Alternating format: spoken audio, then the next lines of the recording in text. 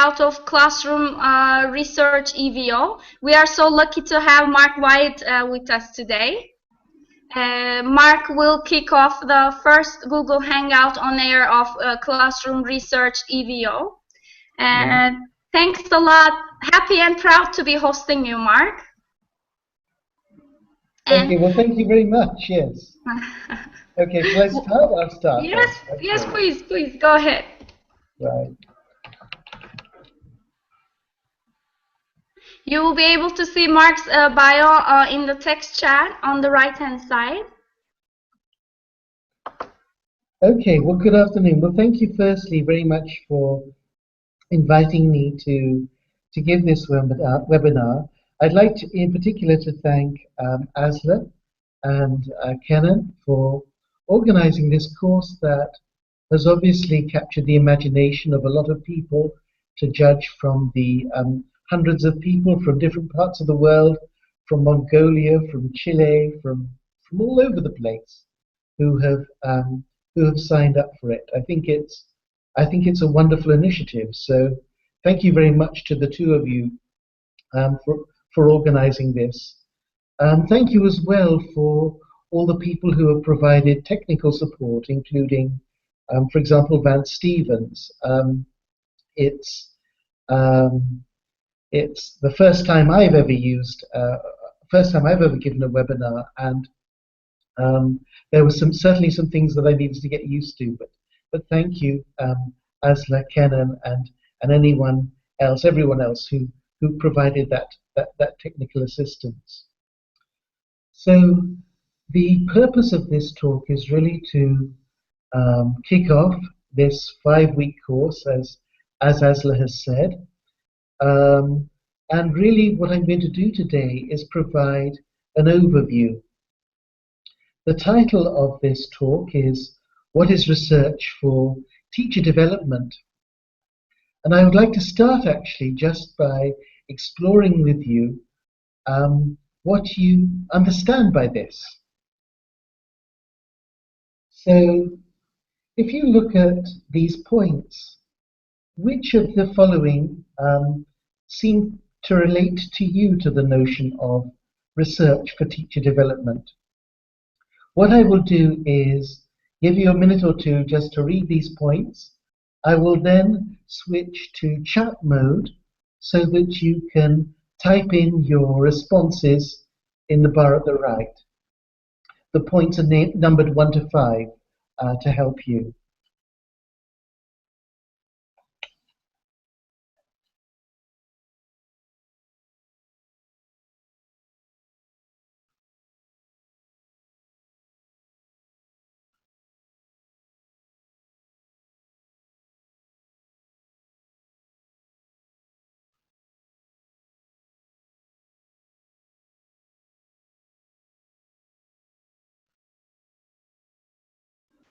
Hi, Mark. So we need to see the slides. We're now watching you.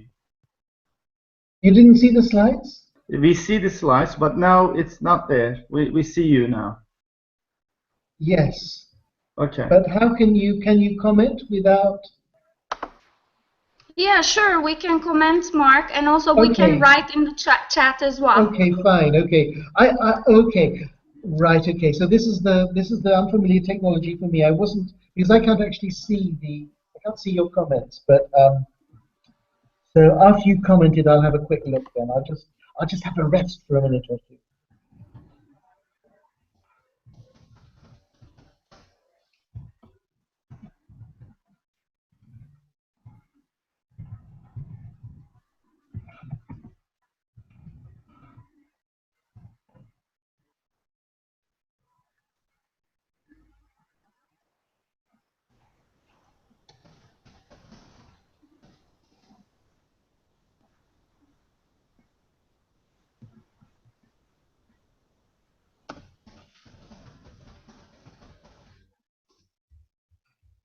Okay, is that enough time?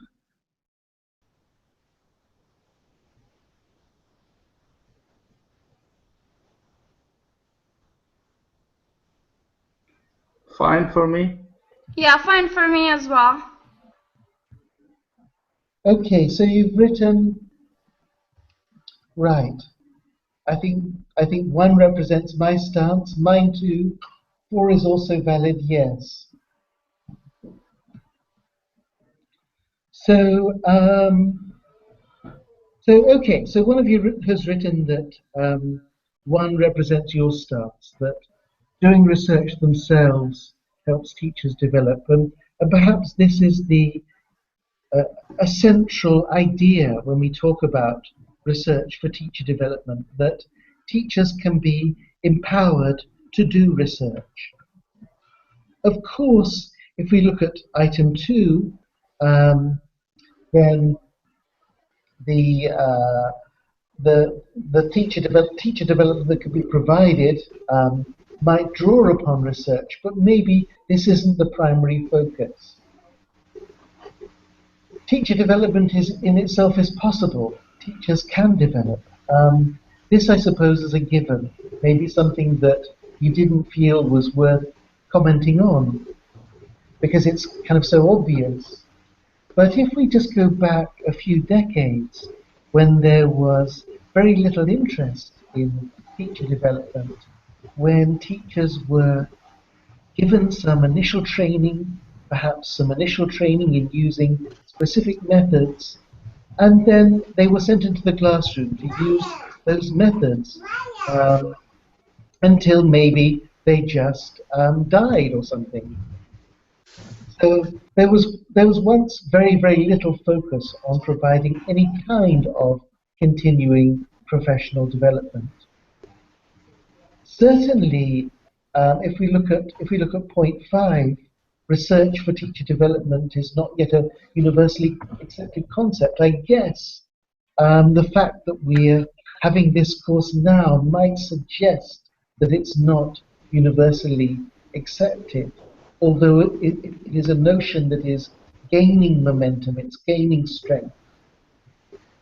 Number 4, which you agreed with, some strategies for teacher development might not engage teachers in research.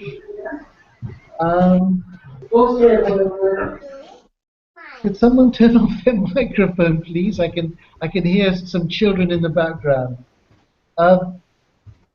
Some strategies, yes, for teacher development might not engage teachers in research. Unfortunately, it's very often been the case that teacher development has been too often a kind of top-down process that teachers have sometimes felt the victim of. We've probably all experienced this at times of going to workshops that we've been invited to, perhaps not knowing why we were there or what the workshop was actually about. But the idea was that we would learn something from the workshop that we could then take into our classrooms and apply. And sometimes, of course, these one-off workshops can be very useful, but not always. And there are clear weaknesses of this model of professional development, which Simon Borg has described as a training transmission model. So it's all a top-down process. One weakness of this model is, yes, that very often the content is perceived by teachers as irrelevant. Teachers sometimes feel that their time is being wasted, and the new ideas that they're introduced to might seem sometimes inapplicable in their context. So they're given ideas that really maybe they try to use, but they can't use because they weren't designed for that particular context. So it can be a disappointing, depressing experience. As well as top-down teacher development, something perhaps that teachers have also been a victim of in many contexts around the world is no professional development at all. It sometimes is assumed that teachers get some initial training and afterwards they can just keep on using that forever. And this idea has even permeated into some work of academic researchers in universities. For example, a lot of quantitative research into teachers' self-efficacy beliefs, which are teachers' beliefs basically in their ability to carry out certain tasks in the classroom to support learning. A lot of this research assumes that teachers develop beliefs during pre-service education, perhaps at the beginning of their teaching career, and then stop developing after that. The beliefs become kind of fixed. And the teachers, in the words of Channa Moran and Wolfert Coy, have to adapt to a rather sad work life of isolation, which sounds quite miserable. But the good news is that there are alternatives. There are alternatives to no teacher development at all. There are alternatives to teacher development which is only a top-down process. You may, for example, be lucky enough to be in Turkey. Turkey is a context where there is quite a lot of bottom-up teacher development being encouraged at the moment. So that researchers such as Richard Smith and Judith Hanks and Kenan Deshikilatosh, I'm sorry, Kenan, for doing that to your name, Deshikilatosh, and No problem. Yeah. and Simon Bork have been active in helping teachers to take control of their own professional development. And this really is the essence of a bottom-up approach, so that teachers, perhaps through engaging in research, can choose what they wish to focus on and grow in the direction which relates most closely to their own personal aspirations, their own personal goals. And it's increasingly recognized that bottom-up teacher development can be a very empowering thing, but it's not a universally accepted concept and not universally known, which is one of the benefits, I think, of an online course like this. People participating in this course, one would assume, have some sense of bottom-up teacher development. They've taken the initiative, actually, to support their own growth through joining this course. How do teachers conceptualize teacher development, though? One way of looking at this is through metaphors. And I would like you now to think of a metaphor that sums up for you your concept of teacher development. So is it a journey or a growth process, or is it something else? So could you look at this sentence and could you complete it using a metaphor? So my experience of teacher development is ta-da, whatever you like.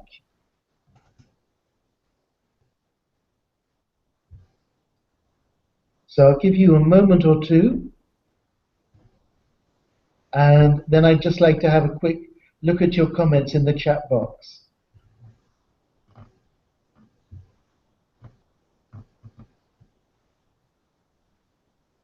Hi to everyone who's recently joined.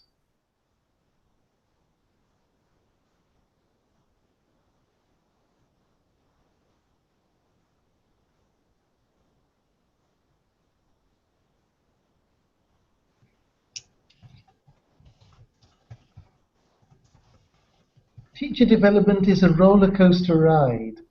My experience of teacher development is a tree hopefully flowering, growing, a healthy tree, one hopes, growing all the time. A learning adventure, a matter of life and death. Wow. Wow. That's great.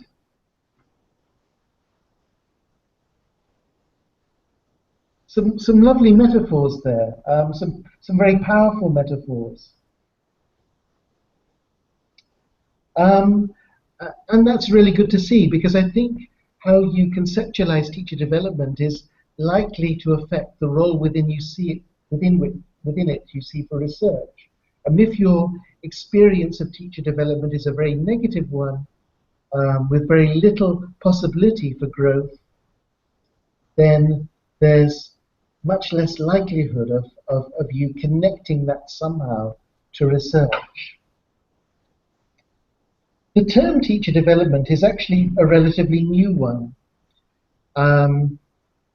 If we look at this slide, which is, I don't know if you're familiar with Google Ngrams.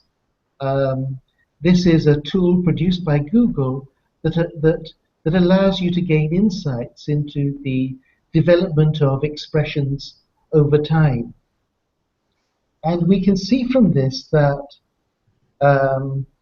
teacher development as a term has become more prominent in the literature over the last 20, 25 years or so. And there has been a parallel growth in the much more common term, teacher education, whereas teacher training as a term is declining, has been declining in popularity. Why is this? Well, it could relate, I guess, to the fact that teacher development, teacher education suggest engagement in supporting teachers' growth, and perhaps do they relate to more holistic growth, whereas perhaps teacher training can sometimes be construed as a narrower thing, so focusing on the development of particular skills, as in, for example, craft teaching, so training teachers to, as apprentices almost, to develop certain survival skills, let's say. Of course, teacher trainers tend to do far, far more than that. And many of us who believe very much in in empowering constructivist teacher education, many of us have had job titles as teacher trainer. But I think it's interesting just looking at that figure, because it demonstrates a growing awareness of teacher education, teacher development as supporting facilitative growth.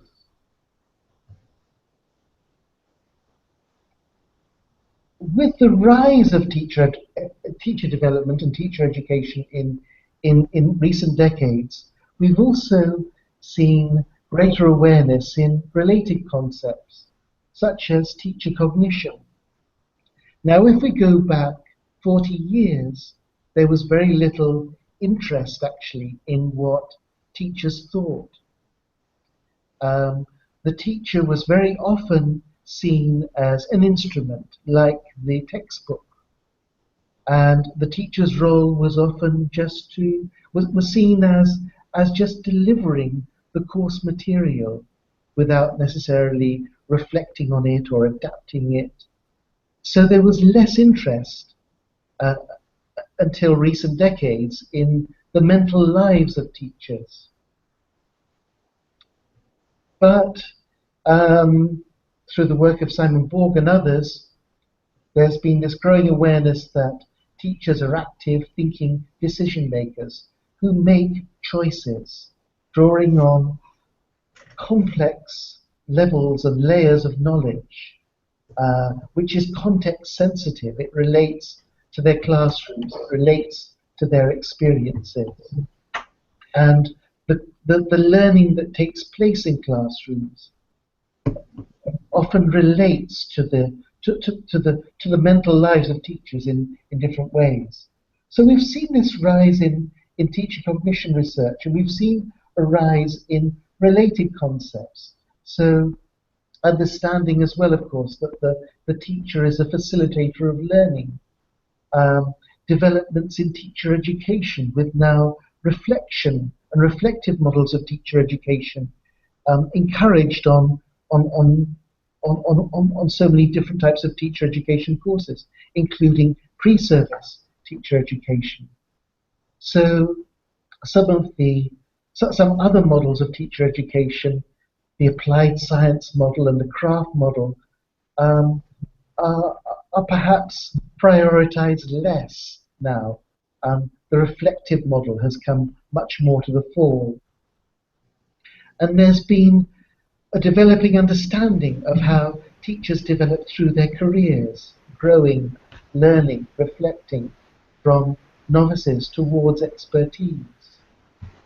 And there's been a growing awareness that if we're going to have teachers who are doing a wonderful job in the classrooms, it can help, probably, if they feel motivated, if they love their work.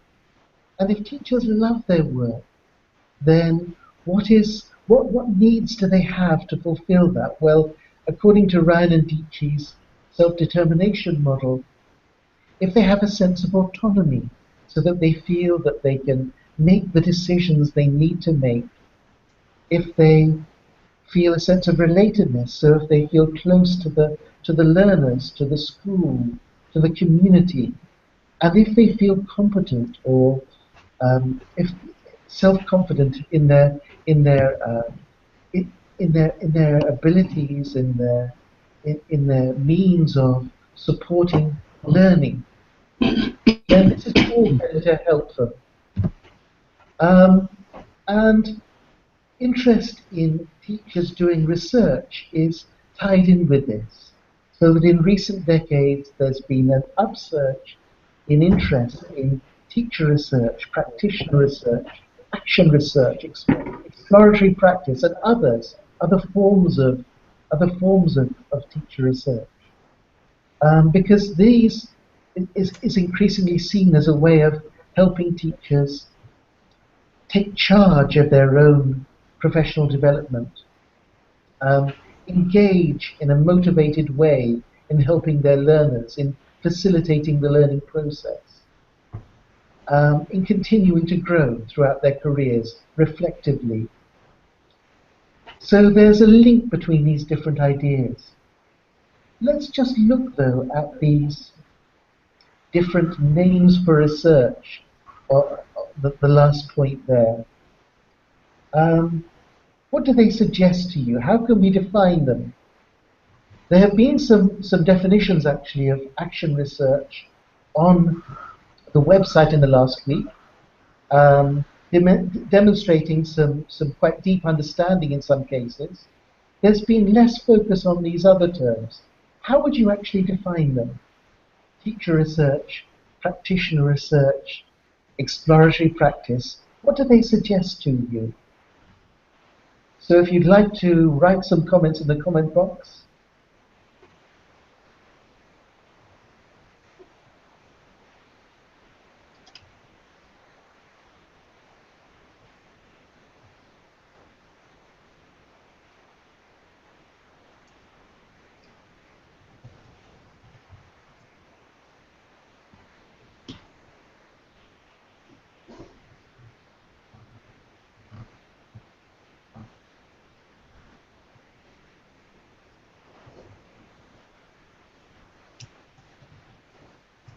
Hi. Just catching up with your comments.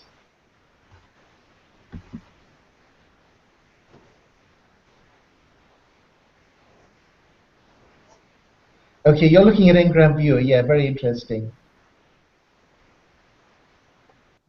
And I did one about action research, teacher research, classroom research, and exploratory practice. I mean, people can find the results in the link I provided. Okay.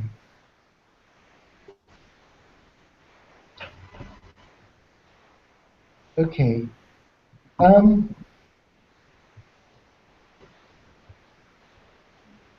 We discussed these different ways of looking at research in an online discussion last year. Judith Hanks, who is talking in this spot next week, rather amusingly said about them, each does exactly what it says on the tin. I don't know if you... I don't know what you think about that. Let's just break down some of these definitions a little bit. Defining teacher research, Simon Borg has described it as systematic inquiry, which can use um, a variety of different methods, maybe primarily qualitative, as many of you have said, in that qualitative research focusing on classrooms might be a way of providing deep insights into the life of the environment. But of course, it can use a variety of methods, a variety of approaches, conducted by teachers in their own professional contexts, perhaps individually or working together, aiming to enhance teachers' understandings of some aspect of their work, making it public. Making research public is a key element of many definitions of research. Um, some people argue that if research isn't made public, i.e. shared in some way, perhaps through a conference or um, through being written up in some form, if it isn't being shared, then maybe it shouldn't be described as research. This is an argument made by some. Um, Teacher research has the potential to contribute to better quality teaching and learning in individual classrooms. So there's hopefully some benefit for the learners who are engaging in the research with the teacher, for the school context. And if the research is shared through some way, informally, um, then there's an opportunity, there's a possibility that it can improve the institutions in which it takes place. And if it's written up in such a way that teachers, um, researchers working in different contexts can develop a deep understanding of it from the thick description, then it can have a wider level of impact. Some people, though, prefer to use the term practitioner research rather than teacher research.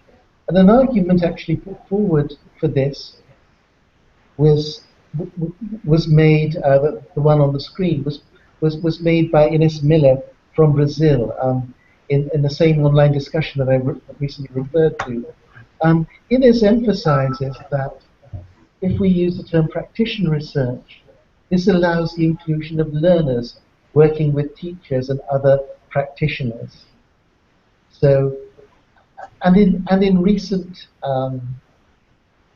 in exploratory practice and in recent forms of action research, we've seen increasingly an involvement of learners in the process. In terms of action research and exploratory practice, which can be seen as maybe forms of teacher practitioner research, in the article that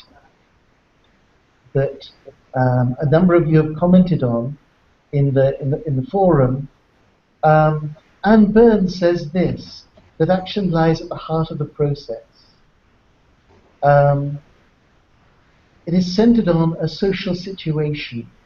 The action researcher is seeking to explore or investigate this situation, drawing upon strategies, behavioral changes, so perhaps making some adjustments to the teaching, the learning environment, and monitoring these, observing and reflecting. A number of you have said quite a bit about action research. With very many of the comments I would fully agree with. There are some I would like us to discuss now, though. Some of these I might agree with or disagree with or agree with to some extent. I'd like you to look at these comments that have been made by participants on this course in the last week. To what extent do you agree with each of these?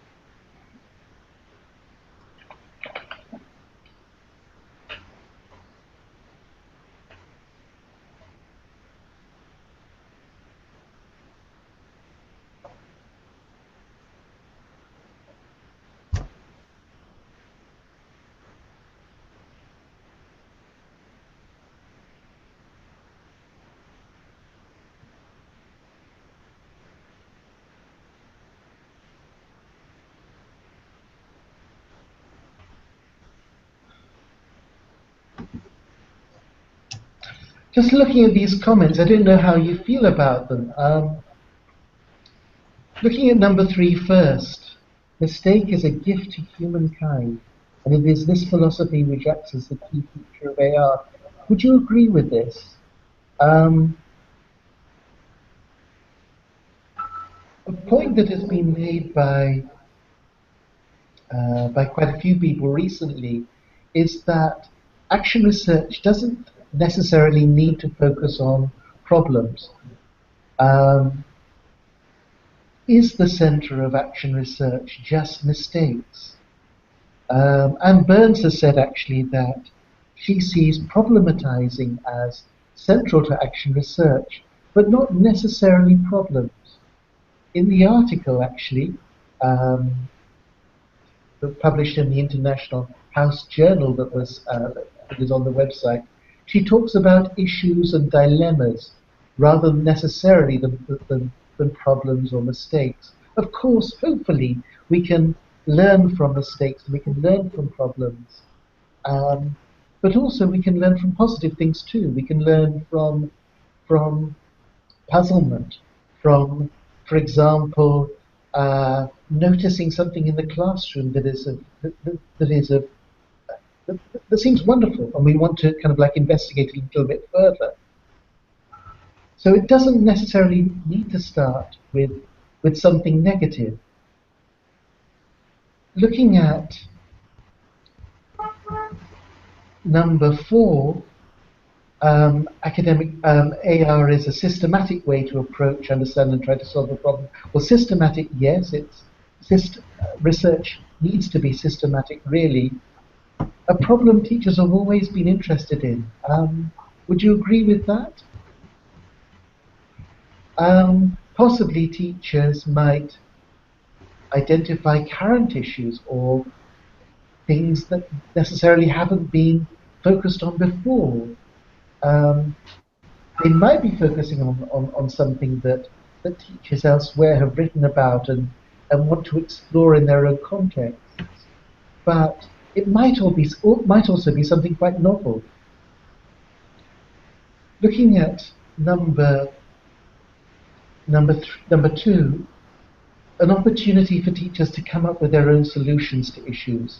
I think perhaps this seems to touch on the idea that if teachers are engaging in action research, then they are becoming autonomous in some ways. They are taking charge themselves. Looking at number 1, action research is done for oneself rather than for others. So it's intrinsically motivated and guided by the passion of the researcher. One does, of course, hope that that action research is intrinsically motivated. In some contexts, unfortunately, sometimes teachers are told they have to do action research, so it isn't intrinsically motivated at all. They don't feel good about it. But ideally, it's going to be an intrinsically motivated activity. But is it going to be done for oneself? One of the really great things I think about action research is that there's an opportunity to help everyone connected with the learning environment. So there's a way through action research of sometimes achieving some kind of social justice. Looking at number 5, I think academic research in this sense perhaps refers to large-scale quantitative research. Action research might be focused on a specific class or school, but big things can be learned sometimes from small studies, from focusing on the particular. We can often gain deep insights that if explored in depth and if explained can actually relate positively to academic research and can be shared across different environments. But it should be evident from this that the term action research can carry baggage. Dick Allwright turned against the term action research quite famously within the last 2 decades because of action research's use in misuse in some ways by researchers treating it as rather mechanistic. So you have this cycle. So you change and you reflect and you change again. So it became kind of like rather mechanistic from his perspective, a rather too much of a rush to change, and sometimes a little bit unprincipled. Of course, if you look at the work of Anne Burns and other action researchers, you find it deeply principled. And for many people, action research is their term of choice. Some researchers, though, prefer to look at what they're doing in terms of exploratory practice, which was developed by Nicole Wright. These are some key principles of exploratory practice. The first of which is put quality of life first. So if we're researching, we should be improving things, or we should be making the world a better place in some way. We certainly shouldn't be making ourselves miserable. We shouldn't be making our students miserable. It's important to think about our goals as well. How is what we're doing going to give everyone involved in this environment in some way a richer, fuller, more satisfying experience? So the quality of life is very, very important. Nicole Wright also emphasizes, and also of course in his work with Judith Hanks, who's talking next week, working for understanding. So in some forms of action research, but not in the work of Anne Burns, I would emphasize, there is too often a rush to change. So putting changes into place before you understand what is actually happening. So the exploratory nature of exploratory practice emphasizes this focusing on understanding before initiating any actions, any other actions apart from exploring. It is also a collaborative thing, so involving everyone, including very often learners, bringing people together, working in a spirit of mutual development so that everyone is benefiting from it. So it's not just the researcher who is benefiting from the experience of doing the research, but hopefully the participants and maybe the co-researchers, if the learners are co-researchers, are also gaining from it. It should be a continuous enterprise, so not a kind of one-shot thing or a very artificial exercise. The idea is that you should be able to continue exploring your practice over a period of time. And to reduce the burden, you can draw on curricular practices, so things that you do generally in the classroom anyway. Working in a classroom with learners, you have all sorts of privileges in that there are opportunities to learn from the learners, through talking to them, through observing them. And these are methods that relate to natural data gathering. And if you draw on existing curricular practices, this can make the work of doing the research much less forbidding and much more enjoyable, perhaps, and it can allow you to do it sustainably over a period of time.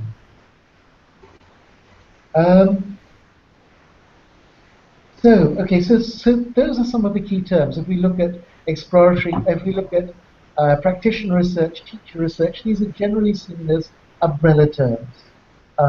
Action research, exploratory practice, and of course there are others, including, for example, lesson study, can be seen as different forms of teacher practitioner research. So, thinking about teacher practitioner research. Some questions here: who can do it? Where? What? What kinds of things can be focused on? How? When? Why? Please just have a chat, which I'd like to have a look at.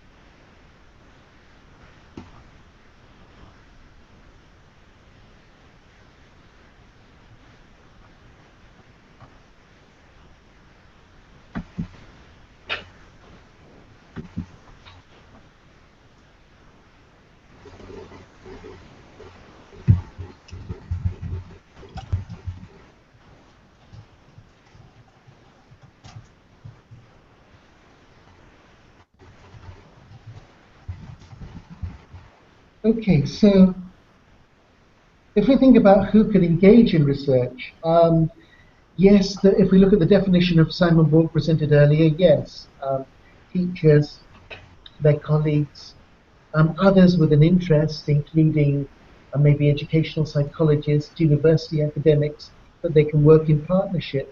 But also we see increasingly in exploratory practice, the students. Where? Well, the classroom, but of course not just the classroom. So the school, the broader community. What? Of course, it can be a problem. But in exploratory practice, there's a focus on what is puzzling. So what you or your co-researchers are puzzling about, what you would like to learn more about. How? Through using perhaps mostly natural curricular practices. So using, for example, observations and interviews that you can do easily linked with the learning situation. Looking at data produced by students. Maybe as an exploratory practice or in action research. And going through a systematic process. Perhaps as a sustainable enterprise, to improve the quality of life, to gain a deeper understanding of issues in the learning teaching context, and to gain insights that can shape change processes if change is felt to be desirable. Of course, you might explore your practice and decide that okay, you've learned more about it, but maybe you don't have to change anything. But this can all be beneficial in developing practical knowledge, research skills, intrinsic motivation, teachers' sense of autonomy, relatedness, and competence. So ideally, through practitioner-teacher research, everyone can feel more engaged and energized. And you find through, for example, accounts of exploratory practice conducted in Brazil, young learners reporting that they really enjoyed engaging in research with their teachers. We find accounts, for example, from Australia and the work of Anne Burns of teachers engaging in action research and finding it an incredibly enriching experience, sustaining them as teachers and helping them to continue to grow. So that's this is a kind of overview really of the topic, research for teacher development. In the next few sessions, I gather there are going to be presentations that take course participants through the steps in conducting research, so that one goal of this course is that people can engage in research in their own contexts and share it maybe through conferences and through writing it up. It's been a pleasure to talk to you anyway. Thank you very much. I've got some references here, and I will share these slides. Thank you. Mark, thank you very much. Thank you so much. Yeah. It has been such an informative session. It was great to have you. Well, thank you. It was my pleasure. And Is then I there would any like to question? ask the participants, do you have any questions for Mark? Any burning questions? And they can unmute their microphone and ask the question verbally if you like. Exactly, yeah. You can, unmute your mics and then join us. Anyone?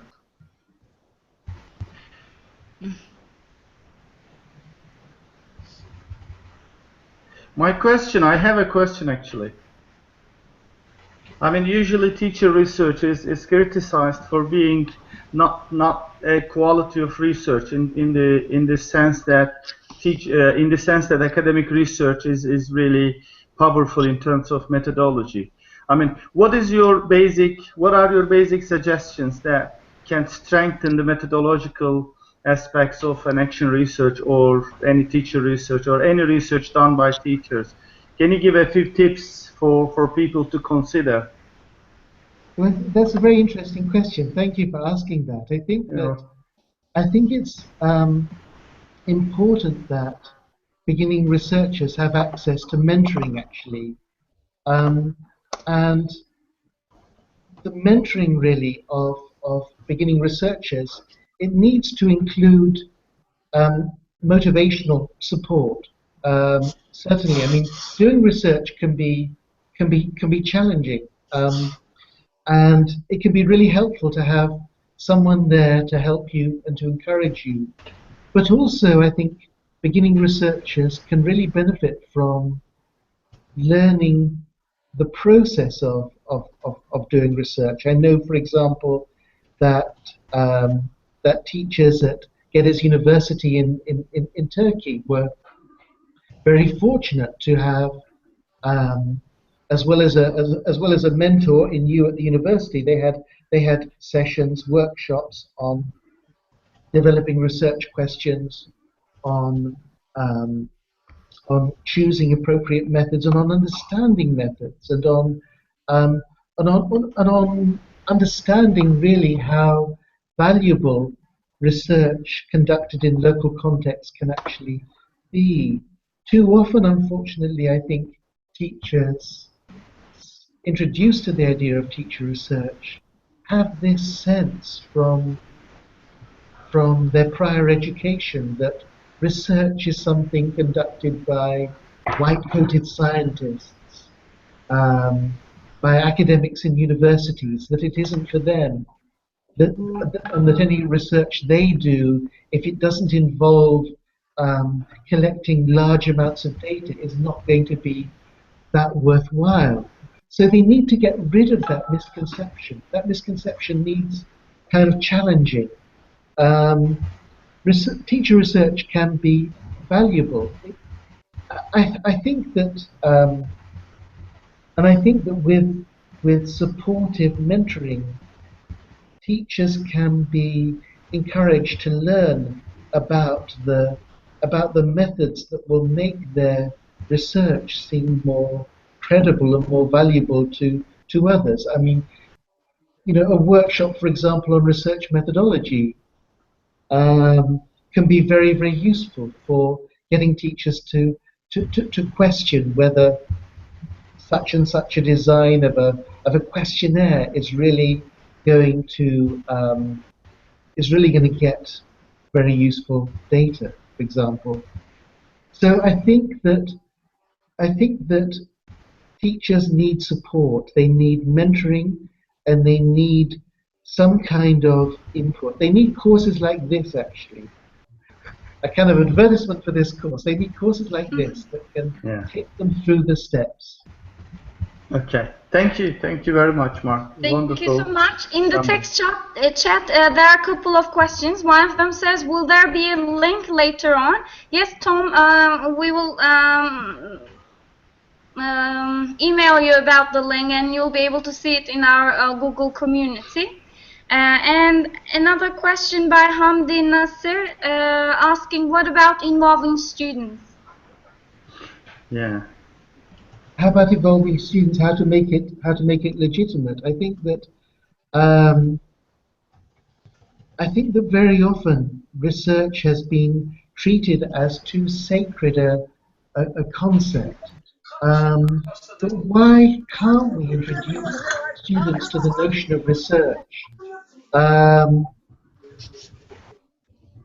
if we look at, for example, accounts of exploratory practice, and I would recommend the book by Dick Allwright and Judith Hanks, 2009, and the work that is being done by Ines Miller in Brazil, we can see accounts of students being involved in the research in a step-by-step way, and embracing the process. Of course, one has to be very careful about this. I think it's very, very important to meet ethical guidelines to ensure that all ethical guidelines are being met. But there's a growing body of research that suggests that it can be done and that learners feel empowered by being involved. All right, thanks a lot, Mark. Thanks a lot for being here, all the community. And then, if there aren't any other questions, yeah, there is one actually. There is one. Jocelyn says, "What about mentors? I mean, mentors are also a kind of support for doing action research or teacher research. We talked about mentoring by mentors. What about peers? What do you think, Mark?" What about mentoring by peers? Yes, I think that I think that one really useful thing that can be done is build up networks of teachers, networks of peer mentors, networks that embrace practitioner research. There are various ways in which to do this. For example, in Oman, a context that I used to work in, the Ministry of Education has a course on research skills for teachers, which is taught by teacher trainers in different regions of the country. It's facilitated by teacher trainers in different regions of the country, and there is kind of like a growing network of research experience throughout schools. So you need to build it up, and I think that it's building up in Turkey now. In Turkey, I think there are an increasing number of people who are engaged in research, who are able to mentor research. At the last conference in Izmir, there were groups of teacher researchers from different universities around Turkey, each with a mentor who had been working with Kenan, consulting Kenan, working with the teachers, and sometimes doing their own research in the process. So yes, I think if we're looking at teacher research as bottom-up teacher development, then involving peers as mentors, as critical friends, as collaborators is a wonderful idea. But it needs, I think, often support and enthusiasm to get it started. But once it's started, and once you've got a developing network, I think a huge amount is possible. Yeah, thank you, Mark. I mean, actually, learning to mentor is a process, as you said. So Yes. peers can be mentors in time by providing stage support for their partners, by doing their own research, and by providing feedback and constructive feedback, especially for others. So they can learn to mentor. So peers are actually a very resourceful source of information for people who do research. Thank you very much. Thanks a lot, Mark. Yeah. Okay. I think we're running out of time. Aslı, or we have some time to ask further questions. I think we've gotten 2 or 3 minutes more. Any more questions from the people? Let's see if they ask questions. Yeah. Selma Hocam, welcome actually. Yeah, from Konya. Yeah, thank you. How So are for you? being late, I have difficulty in connecting to you. Okay. There was a problem, but it's okay now. Do you have any questions to Mark about research? I know No. you're trying to initiate such projects in your city in the future. Yeah. Maybe you can ask a question if you like, if you have one. Hello. Yeah, Hi. we We hear can you. hear you. Hello. Can you hear me? Yes. Yeah, we can. I think there's a problem. Okay. We can hear you though. Oh. Okay. Hello. We hear you, Samoja. No problem. Okay. Is there any other questions? No. Okay. Thank you, Mark. Okay. Thank you Yes, so have a much, nice Mark. day. Okay. It was excellent. Okay. Okay. Well, Thanks. thank you. It was lovely to talk to you. Take care. Okay. Okay. Bye. Okay. Bye-bye. Bye. Bye.